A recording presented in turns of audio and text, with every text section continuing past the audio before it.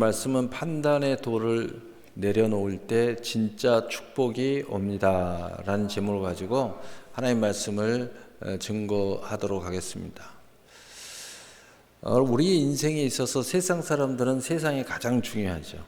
그래서 세상에 그 어떤 것이 중요한 상황이 벌어질 때 우리의 육체가 아파도 가고 또 어떤 상황이 돼도 가는 거죠. 그럼 우리는 이러한 기존 개념을 너무 잘 알고 있습니다. 세상보다도 건강이 더 중요하고, 건강보다도 올바른 정신이 더 중요하고, 정신보다도 우리의 영혼이 더 중요하다.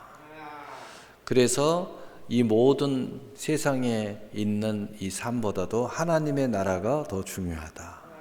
이런 개념을 가진 사람들은 진정한 자유, 세상에 갇혀 있지 않고, 또 우리가 이 시간에 갇혀 있지 않고, 또 우리의 인생의 여정이 이제 은혜로 시작되고 은혜로 누려지는 삶을 시작할 수 있는 그러한 하나님의 은혜의 사람이 될 수 있는 거죠.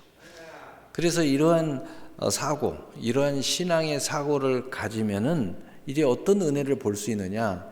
하나님께서 우리의 영의 은혜를 베풀어 주실 때 그 영혼이 우리의 마음에 스며들어서 우리의 마음이 평화로워지고, 또 우리 마음이 지혜로워지고, 또 우리의 마음이 자유로워진다는 거죠. 그래서 그 영혼에 하나님의 은혜가 딱 임하면 그 은혜가 우리의 마음에 임해가지고 우리의 마음이 자유롭지 못하는 가장 큰 이유 중에 하나가 판단의 돌이 날아다닌다는 거죠. 그래서 이 판단의 돌에서부터 자유함을 얻는 거예요.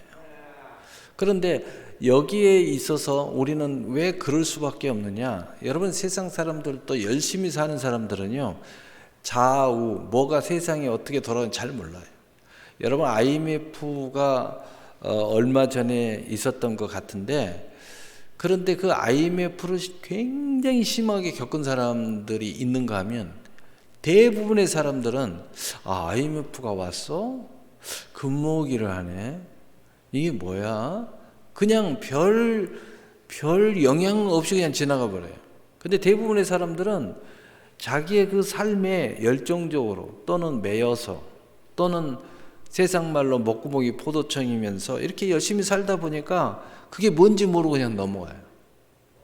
그러나 대개 그 회사의 깊숙이 또는 회사의 흥망성쇠의 영향권 또는 은행권 이런 주변에 있었던 사람들은 아주 피부적으로 그걸 아주 느꼈죠.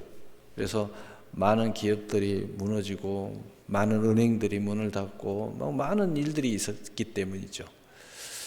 다시 말하자면 하나님의 은혜 가운데 싹 들어가 가지고 은혜의 길이라는 건 뭐예요? 믿음의 길이죠. 믿음의 길이라는 건 뭐예요? 주님을 따라가는 길이에요. 주님을 따라가는 길이 뭐예요?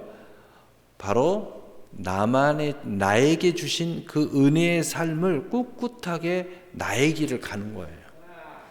거기에 집중하다 보면은 우리가 이런 그 판단의 돌이 저절로 내려집니다. 우왕좌왕하지 않아요. 그런데 참 신비한 게 뭐냐면 우리 그리스도인의 삶은 각자의 삶을 사는 것 같아요. 각자의 은혜의 길을 가는, 각자의 은혜의 길, 달란트, 은사의 길을 가지고 각자의 삶에 충성하는 것 같아요. 그런데 신비한 게 이 하나님의 은혜의 길은 나의 삶에 충성할수록 부부가 더 좋아지고, 내게 주어진 그 삶을 충성할수록 가정이 좋아지고, 신비한 게 내가 주님께서 허락하신 내 길을 충성되이 가는데 우리 모두가 이렇게 모여 있어요. 신비하죠. 그래서 우리 주님의 사랑으로 내가 붙들림을 당하고, 그리고 그 붙들림을 당할 때 내 삶에 은혜가 있는데 그 은혜의 길을 열심히 가다 보니까 어느 순간에 사랑의 띠로 우리 모두가 그리스도의 지체로서 서로 상합 연락하며 놀라운 하나님의 영광의 길을 가고 있더라는 거예요. 바로 그 지체의 삶에 가장 중요한 게 서로의 사랑, 부부고, 그리고 가정이고, 그리고 교회입니다. 그리고 더 나아가서 하나님의 나라와 의를 실현하는 거예요. 그래서 이 세상에 빛이 되고 소금이 되면서 하나님의 나라를 계속 확장해 가는 거죠.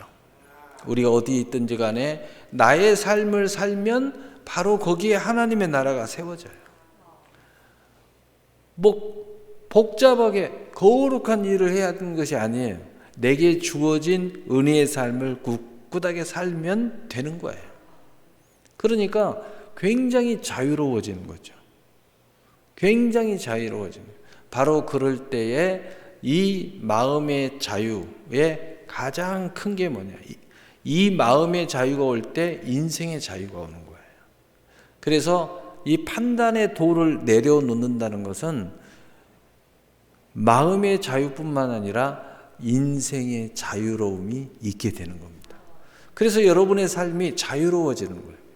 내가 세상에서 어떤 것을 누리더라도 자유로워지는 거예요. 이 판단의 도를 내려놓으면 나도 판단하지 않지만 남의 판단으로부터도 자유로움이 있는 거죠.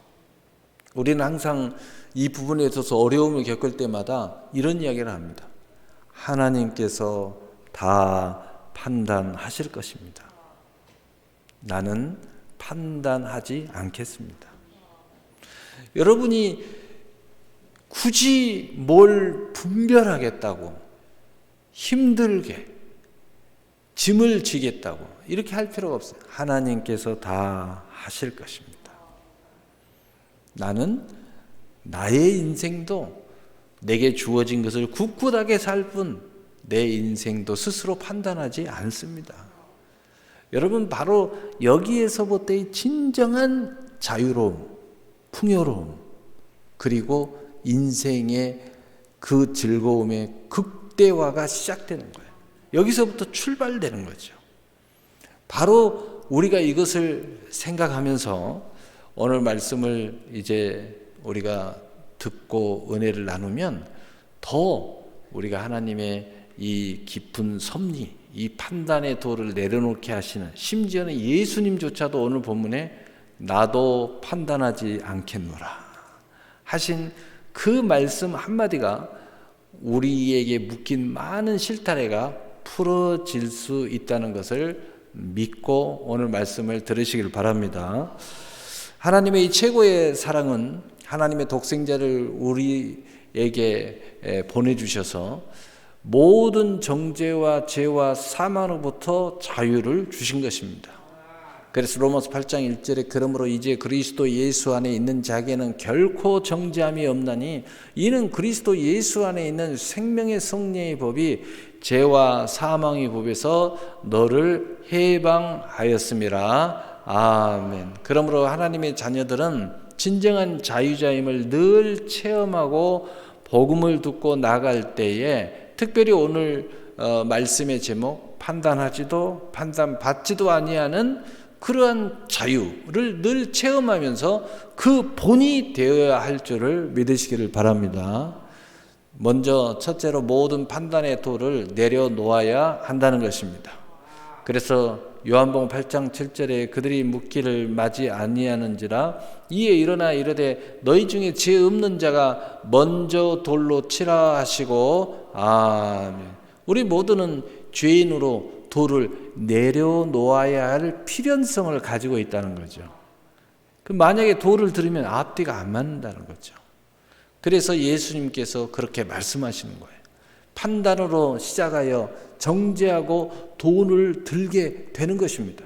그래서 먼저 판단하는 걸 내려놔야 돼요. 그래야 돌을 들 일이 없고 정죄할 일도 없고 그리고 우리가 심판자로 나설 이유가 없는 거예요. 그러나 판단으로부터 시작되면 정죄하게 되고 돌을 들게 되고 이제는 심판자로 나서게 되는 것입니다. 그래서 먼저 우리가 말씀을 나눠야 될 것은 왜 어떤 사람이 이렇게 될 수밖에 없느냐. 첫째로 육체를 따라 판단하는 사람들이 이렇게 나설 수밖에 없다는 거죠. 우리는 하나님의 은혜, 우리의 영혼, 바로 우리는 이러한 하나님의 그 은혜의 절차가 무엇인지 사고를 가지고 있어요. 이런 생각들을 가지고 있어요. 그러니까 우리는 육체를 따라 판단을 유보하는 거죠. 먼저 그걸 생각하지 않는 거예요. 생각하더라도 저 육체가 마음의 은혜를 받은 육체인가? 영혼이 살아있는 육체인가?를 우리는 보기 때문에 근본이 달라요. 그래서 요한복음 8장 15절에 너희는 육체를 따라 판단하나 나는 아무도 판단하지 아니하노라. 예수님께서 하신 말씀이에요. 육신대로 살기 때문에 너희들은 답이 없어. 답이 없는 숙제를 하고 있어. 답이 없는 답을 계속 내고 있어. 되지도 않는, 결론도 안 나는. 그래서 세상 사람들은 뭔가를 열심히 합니다. 그리고 거기에서 해답을 얻었다고 그래요. 이렇게 하면 된다고 그래요. 그런데 근본이 뭐냐? 육신에게서 답을 얻으려고 하니까 답이 없어요. 이렇게 하면 될 것 같고 저렇게 하면 될 것 같고. 여러분 육신이 아파서 쉬어보세요. 쉬다 보면요. 쉬어서 병이 들어버려요. 또 이쪽이 답답해서 이렇게 눕고 몸을 이렇게 놓으면 몸을 바꿔서 누워서 다시 또 담이 이쪽에 또 생겨요. 이게 육체야, 이게 육체. 답이 없어요, 답이. 답이 없습니다.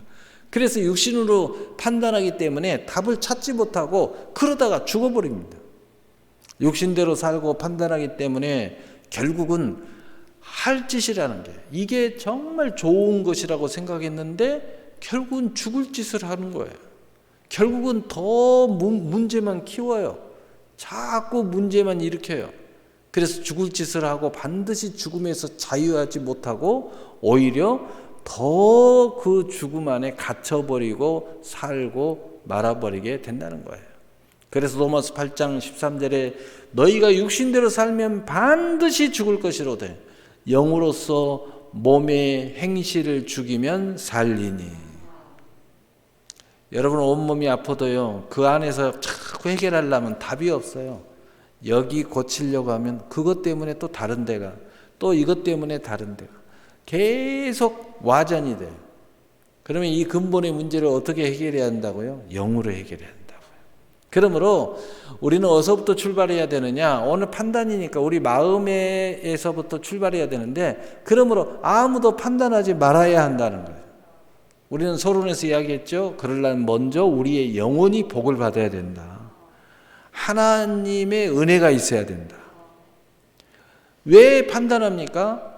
마음에 상처가 있어서 그러죠. 마음이 고단해서 그러잖아요. 수고와 무거운 짐이 너무 많으니까. 여러분 막 힘들 때요, 마음이 힘들 때 옆에서 좋은 이야기도요 짜증납니다. 그런데 은혜를 딱 받아서 마음이 풀어지면 달라져요. 그러므로 아무도 판단하지 말아야 합니다. 누구를 판단하는 것이 먼저가 아니라 자신이 판단받는 것에 대하여 구원받는 것이 먼저라는 거예요. 그러니까 누구를 판단하기 전에 왜 판단하려고 그래요? 내 마음이 판단받을 만한 인생이기 때문에. 그래서 이 판단하고 싶은 이 못된 마음, 육신의 마음을 먼저 구원받는 것이 먼저라는 거죠.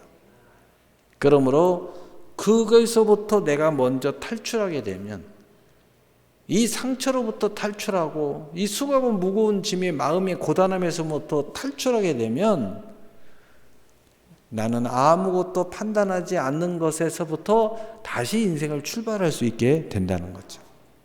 두 번째로, 재판자로서 비방하고 판단하는 사람들이었다는 거죠. 그래서 야고보서 11장 12절에 형제들아 서로 비방하지 말라. 형제를 비방하는 자나 형제를 판단하는 자는 곧 율법을 비방하고 율법을 판단하는 것이라. 내가 만일 율법을 판단하고 율법의 준행자가 아니요 재판관이로다. 입법자와 재판관은 오직 한 분이시니 능히 구원하시기도 하시며 멸하기도 하시느니라. 너는 누구이기에 이웃을 판단하느냐? 형제를 판단하고 비방하는 것은 영적으로 내가 하나님의 자리에 올라가는, 즉 스스로 재판관이 되는 것이라고 말씀하고 있어요. 내가 요렇게 저렇게 칼질을 하고 있다는 거죠.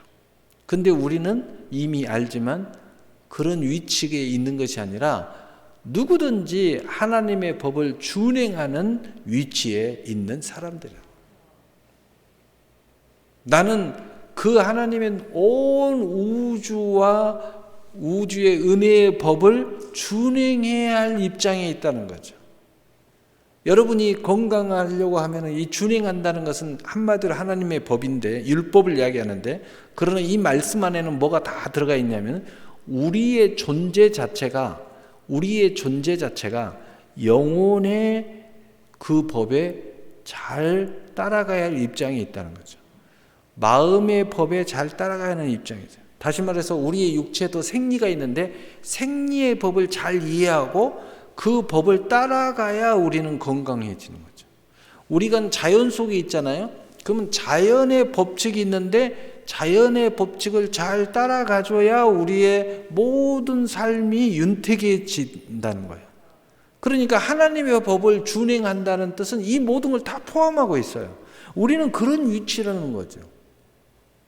우리가 이 하나님의 법을 깨가지고 내가 심판자로 서가지고 이것이 옳으네 저것이 옳으네 할 입장이 아니라는 거죠. 여러분이 이 몸의 생리를 이해하지 못하고 무조건 생리를 까부시고 새로운 생리법칙을 마치 말하듯이 이야기하면 여러분 몸은 다 망가진다는 거죠. 우리는 그런 위치에 있는 것이 아니라 내가 육체만을 생각한다면 육체의 생리의 법칙을 잘 알아서 그걸 잘 준행해야 우리가 육체의 건강함을 누리는 위치에 있다는 거죠. 우리 인생이 어떤 존재인가를 잘 이해해서 우리는 하나님이 창조한 그 하나님의 창조주 밑에 인간이 왜 창조되었는가를 이해하고 우리는 그 창조의 섭리를 따라갈 때 인간의 삶이 최고의 삶을 구가하게 되어 있다는 거죠. 그래서 우리는 법을 준행하는 사람들이지 우리가 판단하는 재판관이 되는 사람의 존재가 아니라는 거예요. 그러므로 스스로 재판관이 되는 것은 하나님의 법을 판단하는 것이 된다는 거죠. 자연의 법칙을 판단하는 사람이 어디 있습니까? 아무리 똑똑해도 자연의 이 이치, 자연의 이 법을 깨니까 우리가 이렇게 어려움을 당합니다. 이런 이야기는 할 수 있지만 그걸 판단하는 사람이 어디 있어요? 하나님의 법을 판단하는 것은 스스로 입법자가 되어 하나님의 행세를 하는 것입니다. 하나님의 행세를 하면 더 큰 죄가 되어 하나님의 심판을 받습니다. 그래서 여러분이 왜 이단이 나쁜 그룹이냐면은 또 사이비들이 왜 그렇게 나쁘냐면은 하나님 행세를 하는 거예요. 그리고 이 모든 룰을 자꾸 깨버려요. 그래서 무지하고 어리석은 사람들을 미혹해서 인생을 아주 절단내버리는 거죠. 사람이 사람 되지 못하게 만드는 거예요. 그래서 가장 극악무도한 나쁜 사람들. 그래서 정말 지옥이 만일에 많은 사람들이 상상하듯이 여러 지옥이 있다면 가장 상지옥에 떨어지는, 누가 말했듯이 아비 지옥에 떨어지는. 여러분 구원과 멸하심을 가지신 하나님께서 판단하실 것입니다. 남을 판단하는 것으로 오히려 자기를 정죄하고 판단받게 하여 하나님의 심판으로 자신은 핑계치 못하게 한다는 것입니다. 그래서 로마서 2장 1절 3절에 그러므로 남을 판단하는 사람은 누구를 막론하고 내가 핑계하지 못할 것은 남을 판단하는 것으로 내가 너를 정죄함이니 판단하는 내가 같은 일을 행함이니라. 이런 일을 행하는 자에게 하나님의 심판이 진리대로 되는 줄 우리가 아노라. 이런 일을 행하는 자를 판단하고도 같은 일을 행하는 사람아, 내가 하나님의 심판을 피할 줄로 생각하느냐? 우리가 정죄하고 싶지 않고 저 사람을 판단하고 싶지 않은데 남을 자꾸 내 앞에서 판단하잖아요. 그러면 여러분도 모르는 사이에 저 사람의 판단하는 그것으로 저 사람의 죄가 보여요. 저 사람이 자꾸 남을 따지잖아요. 그럼 자기의 그 따지는 말로 듣는 사람이 그 사람의 따지는 그 모습이 보여. 그 사람에게서. 나는 보고 싶지 않은데 저절로 보여요. 그게. 얼마나 참 상황이 난감합니까? 여러분, 더 이상 이 난감한 짓을 멈춰야 된다는 거죠. 그래야 여러분 정말 자유자가 될 수 있어요. 그렇다면 이제 두 번째, 우리는 참 자유자로 나가야 합니다. 그러면 이제 구체적으로 믿음으로 우리가 나아가는 결단을 어떻게 해야 될 건가? 갈라디아 4장 28절에 30절에 형제들아, 너희는 이삭과 같이 약속의 자녀라. 그러나 그때의 육체를 따라 난 자가 성령을 따라 난 자를 박해한 것 같이 이제도 그러하도다. 그러나 성경이 무엇을 말하느냐?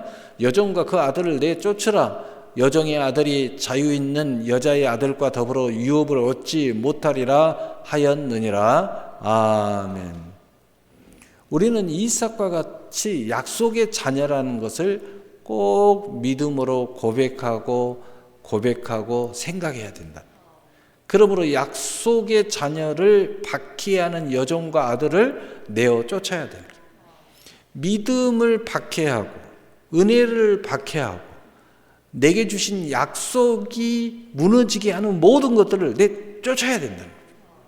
그런데 바로 그 중에 가장 강력한 이 여종과 아들이 뭐냐? 우리 안에 판단과 비방과 재판관으로 나서는 옛사람을 쫓아내야 된다는 거죠. 여러분, 늘 그런 것들이 여러분도 모르는 사이에 이렇게 세워져 가지고 이렇게 하려고 할 때마다 그런 생각을 하세요. 하나님이 다 하시는 거야.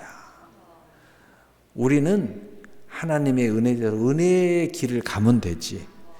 내가 굳이 그 자리에 가가지고 이럴 필요가 없어. 이건 시간 낭비. 내 마음에 힘쓰니까 정력 낭비. 모든 낭비. 그리고 내가 모든 사람과 더불어 화평할 수 있는 것을 깨는 거니까 미련한 짓. 더 많은 하나님의 은혜의 통로를 내가 스스로 막으니까 어이없는 짓. 이제 내가 그만하자. 그만해. 내가 이런 짓 안 하면 오히려 좋은 일이 더 많이 있을 그러한 문이 많이 열리는 건데 굳이 내가 이런 기분 나쁜 판단, 기분 나쁜 소리, 기분 나쁜 행위를 해가지고 나뿐만 아니라 내 가족들을 불편하게 하고 내 구역들을 불편하게 하고 내 직원들을 불편하게 하고 내 인생을 오합지졸로 만드는 이런 일은 이제 그만하자. 이런 생각을 우리가 깊이 해야 돼요. 그래서 그건 그만하자. 이건 뭐냐? 옛사람을 내쫓아 판단과 비방과 스스로 재판관이 되려는 사람을 이제 십자가에 못 박고 자유 있는 여자의 아들과 더불어 유업을 얻자. 이제는 하나님의 유업을 얻는데 집중하자. 여러분, 세상 말로 행복하게 사는 것에 집중하세요. 왜 그런 쓸데없는 것 때문에 내 행복을 빼앗기냐, 내 자유를 빼앗기냐, 내 마음의 평화를 빼앗기냐. 빼앗기지 말아요. 하나님은 우리 하나님의 자녀들이 행복하게 살기를 원합니다. 무엇을 해도 자유롭게 행하기를 원합니다. 하나님이 왜 이렇게 선물을 많이 주겠다고 그래요? 복되게 살으라고 주신 거예요. 더 하나님께 가까이 하면 가까이 할수록 더 하나님이 챙겨주는 이유가 뭐예요? 바로 쓸데없는 시간 낭비하지 말고 차라리 열심히 내게 와서 복이나 받아. 내가 더 많은 지혜를 주고 명철을 주고 삶의 이치를 깨닫게 해주고 그리고 더 확실한 길을 제시하고 안전한 길을 제시할, 잘 모르겠으면 나를 따르라, 나를 따라와 라고 하나님께서는 계속 외칩니다. 야, 우리가 행복하게 살아가는 것도 시간이 부족해. 얼마나 시간이 짧니? 얼마나 누리는 것도 공간의 제약을 받니? 그러니 우리가 그런데 뺏기지 마라. 너무 안타깝잖아요. 많은 사람들이 나이가 먹어서 이렇게 꼭 손을 잡고 승리하는 부부들을 이렇게 보면은요, 그분들이 하는 이야기가 다 그래요.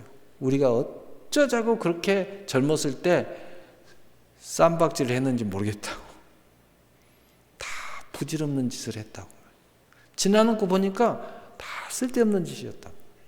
그게 결론은 뭐냐? 서로 자존심 싸움하고 조금 마음에 상처 줬다고 또 그걸, 아니 보복할 사람한테 보복해야지 아내한테 보복하면 되겠습니까? 보복에 복수심이 불타가지고, 아니 그게 복수심을 자식한테, 그게 복수심이 타오른대. 또 자식들은요, 부모한테 복수심이 타가지고요, 내가 직장만 잡아봐라. 그래서 다 부질없는 짓이에요. 그 좋은 시간에 행복하게 살아야지. 여러분, 이 세상의 삶보다 천국이 훨씬 좋지만 이 세상은 아름다운 추억이잖아요. 이 아름다운 추억으로 자유를 얻고 그 더불어 유업을 얻는 놀라운 삶을 살아가야 돼요. 그리고 더 중요한 것은 뭐냐면, 이 세상이 아무것도 아닌 것이 아니라 이 세상을 어떻게 사느냐에 따라서 영원한 영생복락의 상과 멸류관이 정해지는 거예요. 와, 우리가 이 세상에서 노후자금 마련하는 것도 너무너무 중요하다고 이야기하는데, 영원한 세상의 삶을 지금 우리가 준비하고 있다는 거죠. 그것이 결정되어 버린다는 거죠. 어떻게 영원한 삶을 사는, 이미 이 짧은 시간에 다 결정 나버린다는 거예요. 구원은 하나님 은혜로 다 받았지만 그의 삶이 여기서 다 결정지어지는 거예요. 그래서 우리 청년들이 이 세상에 열심히 사는 것도 참 멋지지만, 그 의미 없고 가치 없는데 너무 힘을 많이 쏟으면서 하나님 가까이 하는 것을 등한시하고, 또 저 천국을 준비하는 그 많은 자원들을 그냥 지나쳐가는 그 모습들을 전 너무 안타까워요. 우리가 크게 생각하고, 그리고 시간이 다 유수와 같이 흐르고 나이가 먹어서 딱 하나님 나라에 가까운 시간이 딱 돼서 다시 뒤를 돌아보면요, 너무 쓸데없는 짓을 너무 많이 한 거예요. 시간을 너무 낭비해버린 거예요. 야, 내가 일찍이 이 생각을 했더라면 더 젊을 때에 더 하나님을 가까이 했을 텐데, 더 하나님의 세상 일을 열심히 해도 나를 위해서 열심히 한 게 아니라 그 진짜 나를 위한, 그 진짜 하늘의 창고에 쌓는 진짜 나를 위한, 정말 하나님의 영광을 위해 살았을 텐데, 의미와 가치를 부여하면서 살았을 텐데 그저 육신을 위해서만 살아버렸네. 이런 생각이 들지 아니할 수가 없죠. 그래서 판단으로 자유할 때 진정한 자유자로 모든 하나님께서 허락하신 유업을 얻어 더 큰 자유자로 살아가게 될 것이라는 거예요. 여러분, 천국을 위해서 사는 것이 세상을 포기하는 게 아니에요. 더 큰 세상을 살아가게 돼요. 이게 하나님의 은혜요, 축복이에요. 영혼을 위해서 나는 정말 중요하다고 여기고 내 영혼을 위해서 살게 될 때 더 큰 삶을 살아간다. 삶을 포기하잖아요. 자연인 그런 이상한 인생을 살지 않습니다. 더 큰 하나님의 융성한 가문을 세우고 융성한 기업의 비전을 갖고 더 융성한 사명감을 가지고 살게 되는 것이죠. 그래서 갈라디아 4장 30절 31절에 그러나 성경이 무엇을 말하느냐? 여종과 그 아들을 내쫓으라. 여종의 아들이 자유 있는 여자의 아들과 더불어 유업을 얻지 못하리라 하였느니라. 그런즉 형제들아, 우리는 여종의 자녀가 아니요 자유 있는 여자의 자녀니라. 아멘. 그러므로 마지막으로 세 번째로 판단하지 말고 도리어 복을 빌어주고 복을 이어받자. 야, 그러니까요, 이걸 알게 되고 영혼이 잘 되고 하나님의 나라를 더 생각하고, 그리고 이 하나님의 은혜 안에서 삶이 보이기 시작하면요, 오히려 세상에서 할 일이 너무 많아요. 왜? 축복하기 위해, 복을 나눠주려고 더 할 일이 많아지고요, 더 풍요로워질 수밖에 없어요. 그래서 판단하지 말고 도리어 복을 빌어주고 복을 이어받는 역사가 일어나는 거죠. 그래서 베드로전서 3장 9절 11절에 악을 악으로 욕을 욕으로 갚지 말고 도리어 복을 빌다. 세상 사람들은 복수심에 불타고 욕을 갚아주려고 자존심 상실감을 이렇게 해결하려고 바쁘지만, 우일은 이 시간에 이런 거 하려고 바쁜 게 아니고 도리어 복을 빌어주려고 바빠요. 복을 빌라. 이를 위하여 너희가 부르심을 받았으니 이는 복을 이어받게 하려 하심이라. 그래서 바쁘고 그래서 더 하는데도, 그런데 그러면 그럴수록 하나님은 더 큰 복을 우리에게 주신다는 거예요. 놀라운 일이죠. 나는 선을 위해서 열심히 달렸을 뿐인데 어느 순간에 보니까 선에 딸려오는 더 큰 선을 이루라고 하나님이 더 규모 있고 더 큰 그릇으로, 더 많은 깨달음으로, 더 큰 하나님의 선한 그릇으로 나를 세우는 거예요.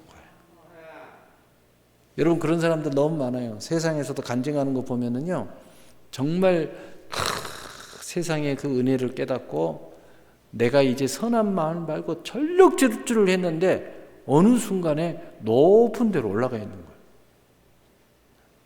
옛날에는 이기적이고 나만을 위해서 살 때는, 나의 행복만을 위해 살 때는 움켜잡으면 없어졌는데, 그 하나님의 선을 위해서 나누어 주는데 더욱 풍성해지는 역사예요.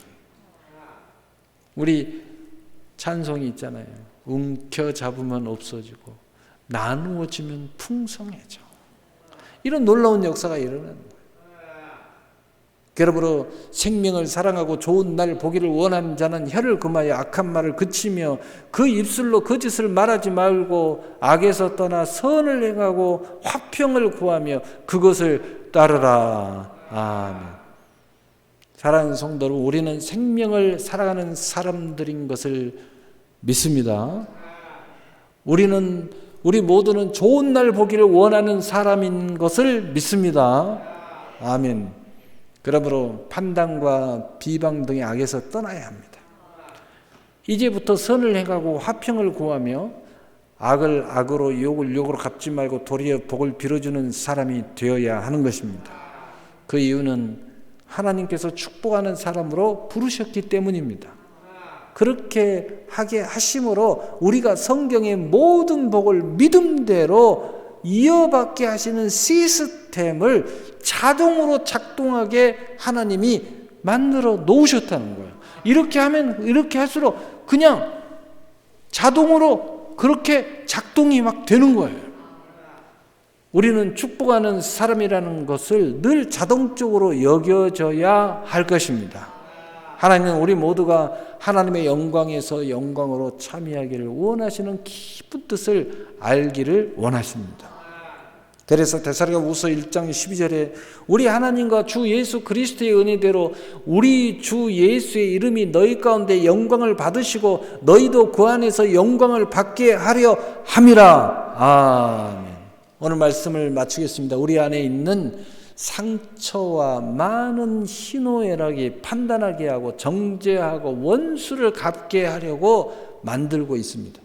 그러나 알 것은 그렇게 하면 할수록 더욱 깊은 악의 늪에 빠지게 된다는 사실을 깊이 생각하시고, 그 무엇이 나와 내 가족과 교회와 지금의 현실과 죽음 이후에까지 정말 무엇이 진짜 이 모든 우리를 위한 것인지를 생각하셔야 됩니다.